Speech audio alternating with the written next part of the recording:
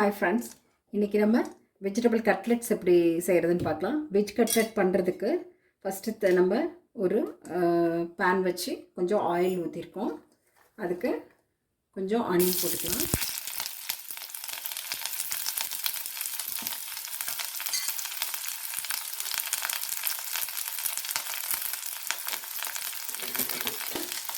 கொஞ்சம் க்ரீன்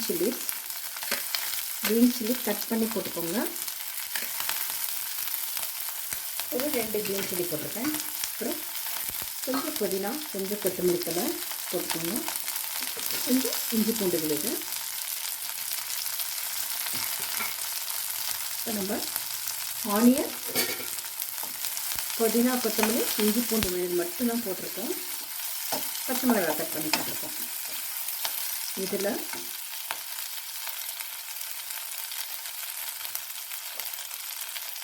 கொஞ்சம் மிளகாத்தூள் வந்து காரத்துக்கு தகுந்த மாதிரி போட்டுக்கோங்க. நீங்கள் எப்படி காரம் சாப்பிடுவீங்களோ அதுக்கு தகுந்த மாதிரி போட்டுக்கோங்க, பெட்டராக இருக்கும். கொஞ்சமாக எண்ணெய் ஊற்றிங்கன்னா போதும், ரொம்ப வேண்டியதில்லை. அதுக்கப்புறம்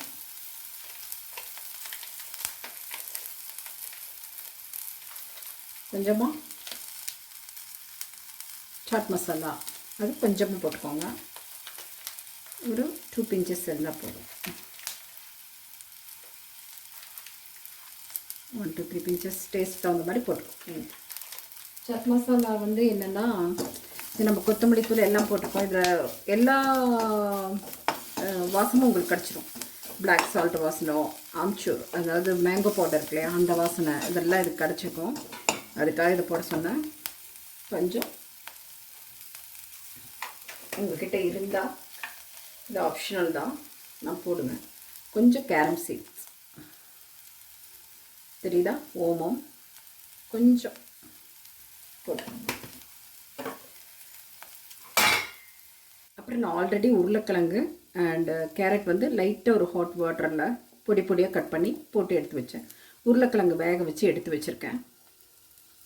உருளைக்கிழங்கு வேக வச்சு தோல் உரித்து எடுத்து வச்சுருக்கேன். அதில் பொடி பொடியாக நறுக்கின கேரட்டு கொஞ்சம் ஹாட் வாட்டரில் போட்டு எடுத்தேன். ஏன்னா இதில் போட்டு வதக்கணும் இல்லையா, ரொம்ப நம்ம வந்து வதக்க போகிறதில்ல. அதனால் ஸ்மாஷ் பண்ணிக்கலாம். இப்படி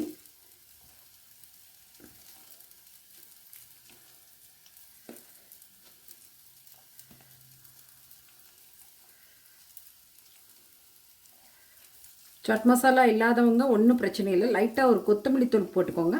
கொஞ்சம் கேரம் சீட்ஸ் இருந்தால் கேரம் சீட்ஸ், இல்லைன்னா கரம் மசாலா லைட்டாக போட்டு இது பண்ணிக்கோங்க. ரொம்பவும் கட்லெட்டை பொறுத்த வரைக்கும் ரொம்ப மசாலாவும் இருக்க வேண்டாம். இஞ்சி பூண்டு ஃப்ளவரே போதும் அதுக்கு மோஸ்ட்லி. அண்ட் புதினா, கொத்தமல்லி தழை, அதுவே நல்ல ஒரு ஃப்ளவர் கொடுக்கும். ஸோ டோன்ட் வரி, நீங்கள் அந்த மசாலா வேணும் இந்த மசாலா அப்படிலாம் தேவையில்லை.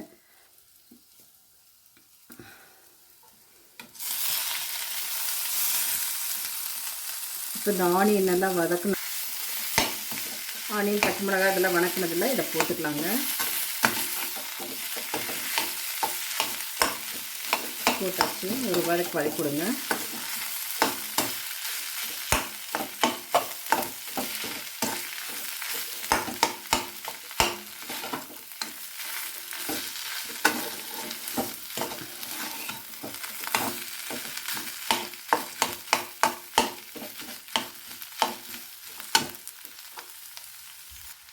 இதில் நம்ம இதுக்கப்புறம் என்ன பண்ண போகிறோம்னா, கொஞ்சம் கார்ன்ஃப்ளவரும் அப்புறம் இந்த ப்ரெட் இருக்கு இல்லையா, ப்ரெட் வந்து பவுடராக வச்சுருந்தீங்கன்னா அதை ஆட் பண்ணிக்கோங்க. இல்லைன்னா இதை மிக்சியில் போட்டு பவுடர் பண்ணிக்கலாம். நம்ம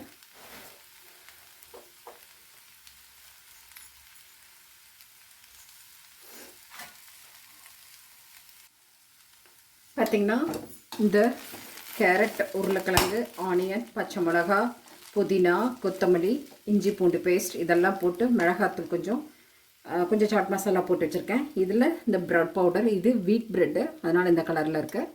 ஸோ இதில் கொஞ்சம் போட்டுக்கோங்க.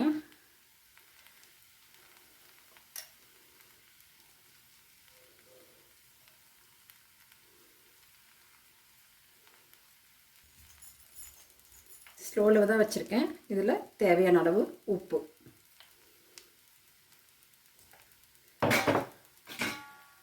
இதுக்கு பிறகு நம்ம ஒரே ஒரு பெரட்டு,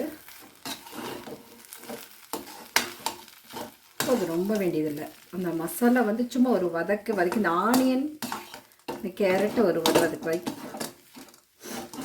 அவ்வளோதான், இனஃப். இது கூட நம்ம ஒரே ஒரு இது இந்த மாய்ஸ்டரிங் கொடுக்கறதுக்காக கொஞ்சம் கார்ன்ஃப்ளவர் போதும். இதை தண்ணியில் கரைச்சி கொஞ்சம் ஊற்றிக்கலாம்.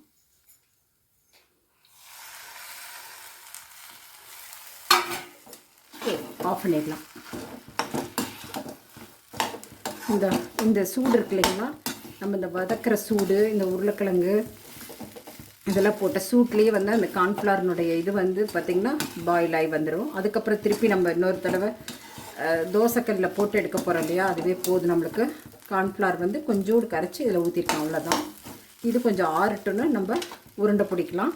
அந்த டம்ளிங்ஸ் எடுத்து அதுக்கப்புறம் டிப் பண்ணி தான் தோசைக்கல்லில் வைக்கிற மாதிரி இருக்கும். கொஞ்ச நேரம் ஆறட்டும்.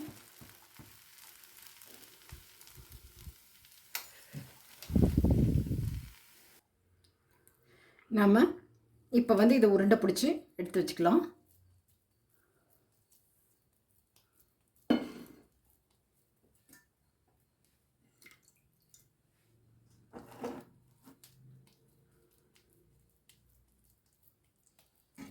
இப்படி இந்த மாதிரி எடுத்து வைக்கணுங்க.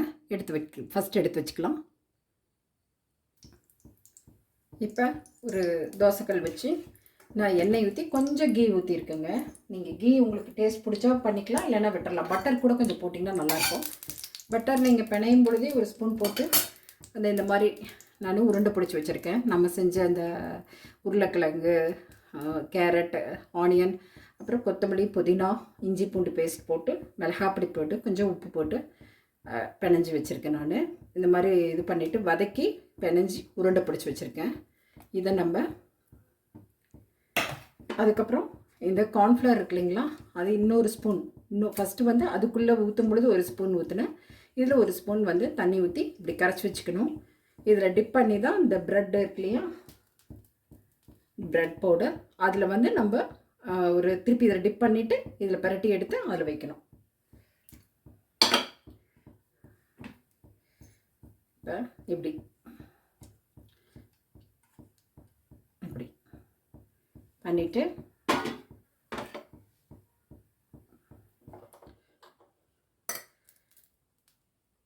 இப்படி பரட்டிக்கணும்.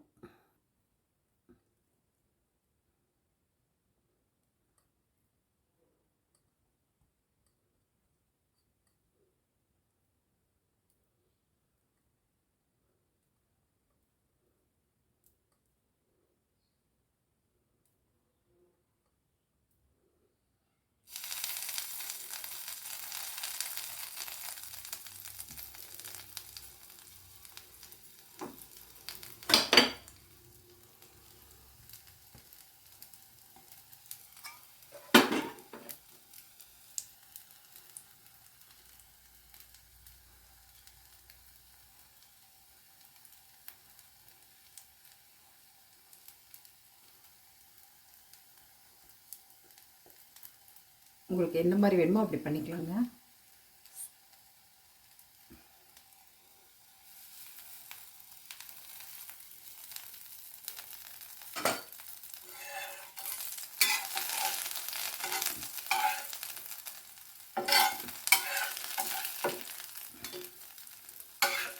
கொஞ்சம் ஸ்லோவில் வச்சுக்கோங்க, எல்லாம் தீஞ்சிரும். கொஞ்சம் ஸ்லோவில் வச்சு மெதுவாக வச்சு ஓனாக எடுத்துருங்க.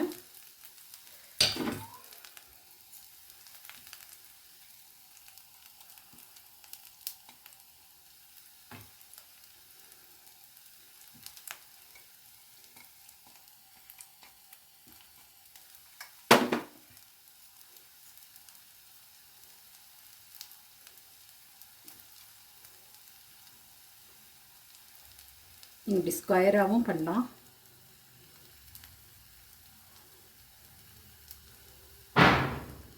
குழந்தைங்க எப்படி கேட்குறாங்களோ அழகாக அதுக்கு தகுந்த மாதிரி பண்ணி கொடுங்க.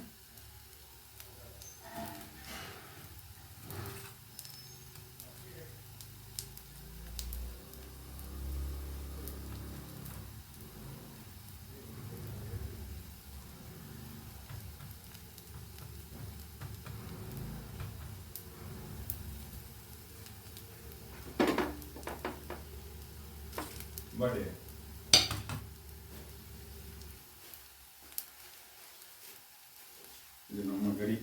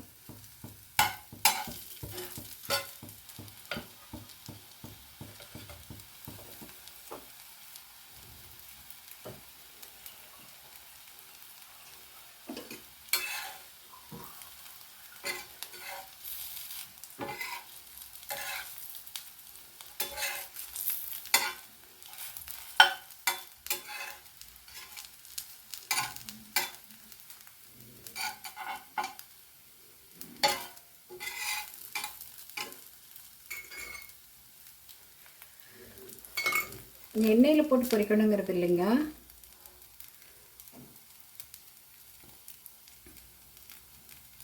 இப்படியே நம்ம போட்டு எடுத்துக்கலாம். லைட்டாக அப்பப்போ எண்ணெய் வேணுங்கிறப்ப மட்டும் எண்ணெய் அப்ளை பண்ணிங்கன்னா போதும். அப்புறம் கீ வேணுங்கிறவங்க கீ அப்பப்போ அப்ளை பண்ணிக்கோங்க. பாருங்கள், கீ லைட்டாக அந்த கீ டேஸ்ட் இருந்தால் போதும், ரொம்பவும் டேஸ்ட் வேண்டியதில்லை.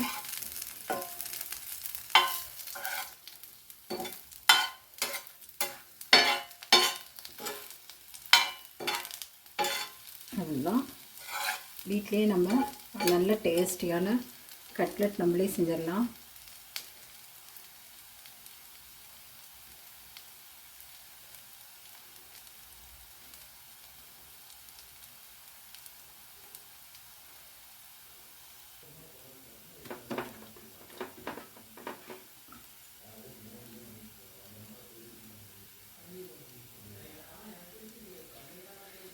நான் வந்து இப்போ 4 பீசஸ் ப்ரெட் வந்து 4 ஸ்லைசஸ் ப்ரெட் வந்து நான் பவுடர் பண்ணினேன். இப்போ அது பார்த்திங்கன்னா இப்போ நம்ம உள்ளுக்குள்ளே உருளைக்கிழங்குக்குள்ளே போடுறதுக்கும் வந்து அந்த ரெடி பண்ணிக்கணும் இல்லைங்களா, அந்த ஸ்டஃப் அதுக்காக வந்து போடுறதுக்கும் நம்ம கொஞ்சம் போட்டதுக்கு போக மிச்சம் இருந்தது நம்ம இந்த மாதிரி பண்ண கரெக்டாக இருந்தது எனக்கு.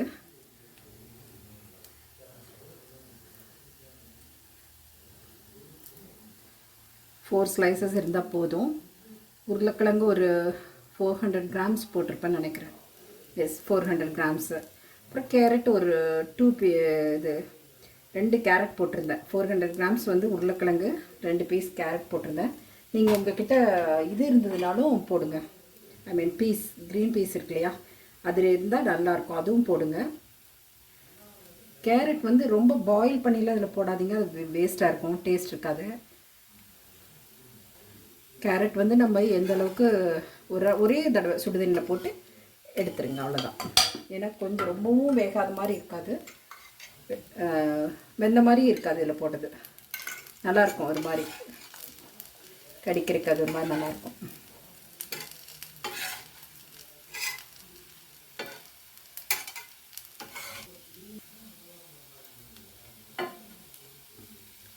இப்போ நம்ம சூப்பரான கட்லட் ரெடி ஆயிடுச்சு. இப்போ பாருங்கள், இது ஹார்டின் ஷேப், இது சிலிண்டர், இது ரெக்டாங்கிள், இது ஸ்கொயர், திஸ் இஸ் ரவுண்ட். குழந்தைங்களுக்கு எப்படிலாம் பிடிக்குமோ ஷேப்பில் நீங்கள் போட்டு தரலாம். குழந்தைங்களுக்கு பிடிக்கிற மாதிரி செஞ்சும் கொடுத்துடலாம். நல்ல ஒரு கொஞ்சம் லைட்டாக சுகர் வந்து உள்ளே பிணையும் பொழுது போட்டிங்கன்னா குழந்தைங்க இன்னுமே இன்ட்ரெஸ்ட்டாக சாப்பிடுவாங்க. ஆனால் நம்ம பெரியவங்களுக்கு கொடுக்கும்பொழுது சுகர் வந்து எப்படி இருக்குமோ அதனால் போடுறதில்ல நான். நீங்கள் லைட்டாக வேணால் போட்டுக்கோங்க. ஒரு சுகரி டேஸ்ட்டும் அது நல்லாயிருக்கும் ஸ்வீட்டியாக. அப்புறம் இதுக்கு வந்து இது டொமேட்டோ சாஸ் வந்து வச்சுருக்கேன், ஆனியன் வச்சுருக்கேன். டொமேட்டோ சாஸ், ஆனியன், அப்புறம் லைட்டாக கொரியண்டர் வேணால் போட்டுக்கலாம் பிடிச்சா, இல்லைன்னா இதுவே போதுங்க. சூப்பராக இருக்கும். செஞ்சு பாருங்கள். நீங்களே செஞ்சு பார்த்துட்டு உங்களுடைய கமெண்ட் சொல்லுங்கள். Very easy. நம்ம வீட்டில் இருக்கிற பொருளை வச்சு செய்யலாங்க. தேங்க்யூ. என்னோடய வீடியோ பிடிச்சிருந்தா லைக் பண்ணி ஷேர் பண்ணி கொடுங்க. அண்ட் உங்களுடைய கமெண்ட்ஸை சொல்லுங்கள். என்னுடைய சேனலுக்கு மறக்காமல் சப்ஸ்கிரைப் பண்ணி கொடுங்க. தேங்க்யூ.